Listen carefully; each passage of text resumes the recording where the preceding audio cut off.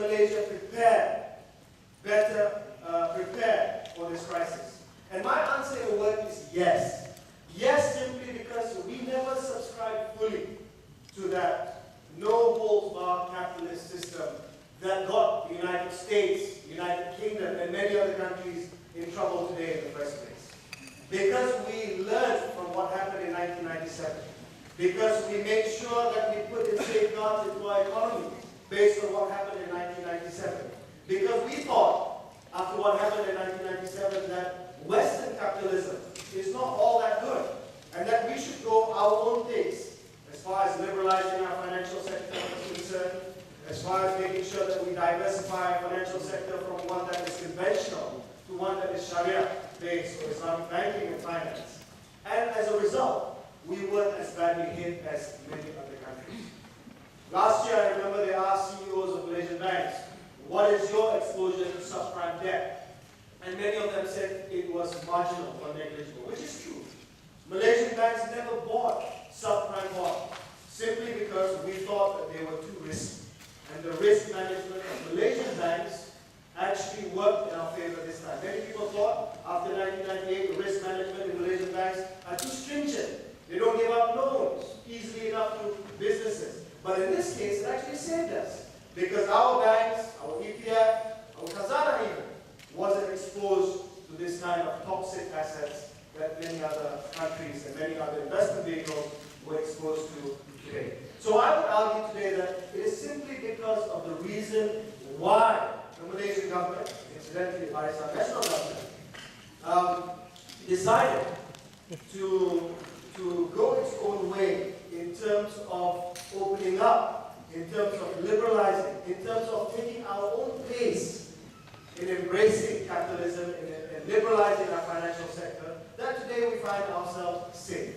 Imagine, just imagine, this is hypothetical, imagine this. Imagine we had to liberalize our financial sector right after 1999, as some people wanted to do. For example, Indonesia liberalized their financial sector. So, your banks would have been open, target for anybody to buy, for instance.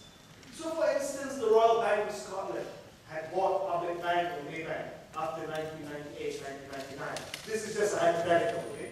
For instance, the Royal Bank of Scotland bought Maybank. How many thousands of Malaysians are depositors in Maybank?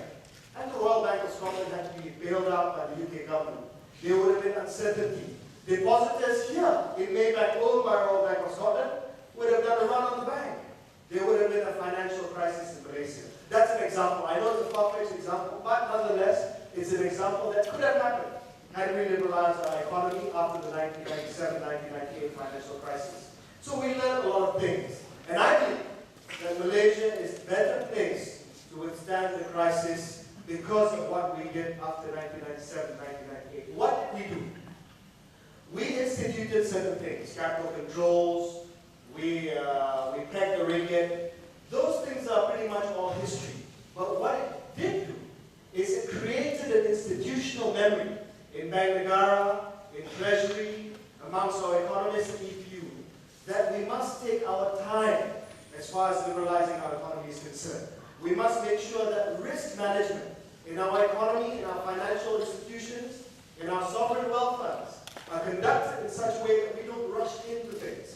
I remember last year, before the financial crisis, I was in Parliament, and there was a past member of Parliament, I won't mention his name, but he was berating the government, criticizing the government, saying, why can't the government be like Temasek, Singapore? Why can't Khazanah be like Singapore? Buy foreign banks for a song. Buy foreign investment banks, which were at the time undervalued for a song. Today, I don't know if you read the news in Bloomberg, I saw that Temasek actually sold Barclays for a loss, for almost 400 million US, actualized loss, which they don't want to confirm. So certain things that we think were lost opportunities were actually turned out to be a blessing in disguise. Sometimes it's good. If you look at our neighbor Singapore, Singapore has suffered from a sharp contraction today, simply because it is much more exposed to the international economy. Now, Malaysia too isn't insulated from the international economy.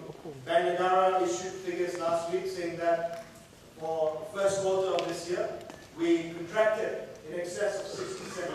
This is to be expected because we are an export economy based on external demand, especially from economies like the United States, from Japan, increasingly from China. And when there's a global economic crisis, then these things happen. But the reason why we were better equipped to handle the crisis today was simply, again, prudence. Because the government, in this case over the last 4 years, ran a very tight fiscal position. Although there was still a budget deficit, the government managed to reduce the budget deficit from, I think, in excess of 5%, almost 6%, to one that was just a little over 3%, which gave the government flexibility today to have the first stimulus package of 7 billion ringgit, second stimulus package of 60 billion ringgit, which will allow the government to take the budget deficit up to 7%, because we have managed to be prudent in our fiscal policy over the last 4 years. Again, prudence, because we don't know what's going to happen. Prudence means that you save or you spend less in a time when you have revenue, so that you can spend more in time of crisis. So that's what happened. So I suppose I've been given notice that I only have 3 minutes. I want to wrap up a little bit. In a nutshell, my point is very simple tonight. My point is that we are better equipped tonight because of certain things that we did. At that time, people laughed at us. People laughed at government intervention. People laughed at government, Malaysian government, interfering in the market.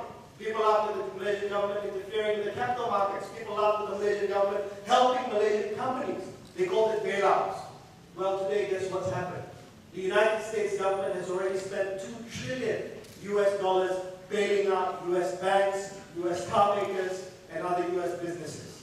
That's a bailout. The British government has nationalized, a dirty word in Britain, under Thatcher, and in the post-Thatcher Britain. They've nationalized banks. They've nationalized Northern Rock. They've nationalized Royal Bank of Scotland. So my point is, it's because we dared to think different, and we were prudent over the last 3 to 4 years, that I believe that we are better equipped to handle the financial crisis or the economic crisis today.